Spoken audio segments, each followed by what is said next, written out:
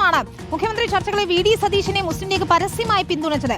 Exit പോളുകളിൽ മുഖ്യമന്ത്രി സ്ഥാനത്തേക്ക് V D സതീശന് ലഭിച്ച പിന്തുണ ജനവികാരമാകുമെന്നാണ് സാദിഖ് അലി ശിഹാബ് തങ്ങൾ പറഞ്ഞത്. ആ പ്രതികരണം നമുക്ക് ഒരിക്കൽ കൂടി കേൾക്കണം, അതേറെ പ്രാധാന്യമുള്ളതാണ്.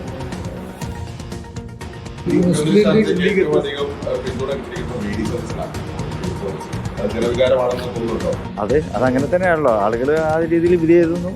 ആളുകളുടെ അഭിപ്രായം അതാണ് എന്നാണ് എനിക്ക് തോന്നുന്നത്.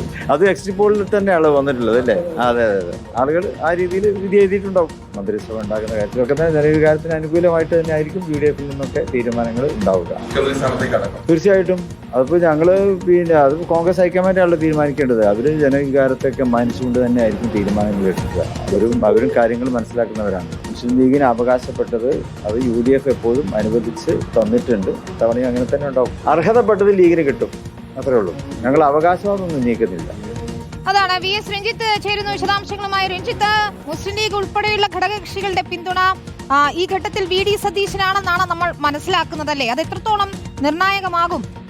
രമേശ് ചെന്നിത്തലയെയും KC വേണുഗോപാലിനെയും മാറ്റി വി ഡി സതീശനെ മുഖ്യമന്ത്രി സ്ഥാനത്തേക്ക് എത്തിക്കാൻ ലീഗിന് എത്രത്തോളം ശക്തി ഉണ്ടാകും ആ തീരുമാനത്തിൽ?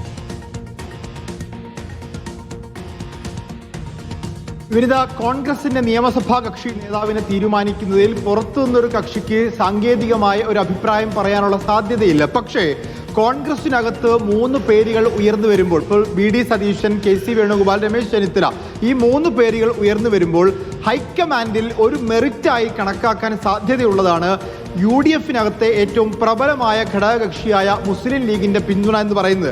അവരുടെ മാർക്ക് പരിശോധിക്കുമ്പോൾ, അവരുടെ മെറിറ്റ് പരിശോധിക്കുമ്പോൾ, ഇപ്പോൾ രമേശ് ചെന്നിത്തല നേരത്തെ ആഭ്യന്തരമന്ത്രിയായിട്ടുണ്ട്.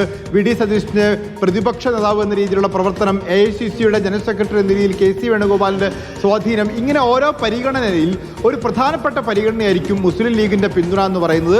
നേരത്തെ രമേശ് ചെന്നിത്തലയ്ക്കായിരുന്നു മുസ്ലിം ലീഗിന്റെ പിന്തുണ ഉണ്ടായിരുന്നത്. കാരണം കുറച്ചുകൂടി കമ്മ്യൂണിക്കേറ്റ് ചെയ്യാൻ സാധിക്കുന്ന, മുസ്ലിം ലീഗുമായിട്ടൊരു സെറ്റിൽമെന്റിന് സാധിക്കുന്ന ഒരു നേതാവായിരുന്നു ഉമ്മൻചാണ്ടിക്ക് ശേഷം രമേശ് ചെന്നിത്തല.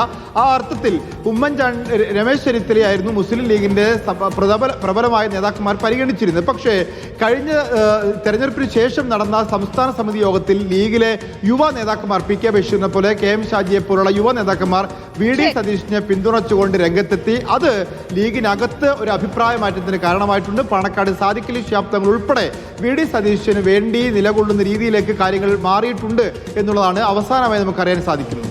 ശരി, അതാണ് VS രഞ്ജിത്ത് പറഞ്ഞതുപോലെ ഈ ഘട്ടത്തിൽ മുസ്ലിം ലീഗിന്റെ പിന്തുണ വി ഡി സതീശനാണ്.